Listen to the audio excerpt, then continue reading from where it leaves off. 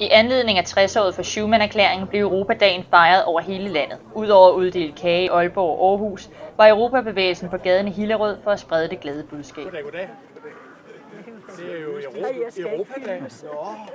Og så byder Europabevægelsen på kage. Det lyder godt. På Bornholm havde Europabevægelsen i samarbejde med Europe Direct Bornholm arrangeret en EU 2020-konference med fokus på EU's betydning for Bornholm. En række lokale eksperter og politikere var mødt op for at give deres besøg med.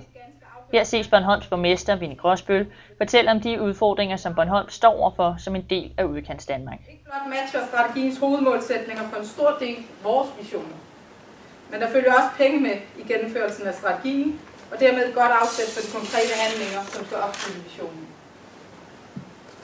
Uden penge, så er det svært at realisere visioner, så enkelt er det. Det er derfor en god grund i sig selv til at blive dus med EU's 2020-strategi, så den også økonomisk kan være med til at understøtte det, vi gerne vil på Bornholm. I Odense var det også muligt at møde Europabevægelsen. Et flot panel af folketingspolitikere trodsede storm og kulde for at diskutere EU's fremtid med et par gymnasieklasser.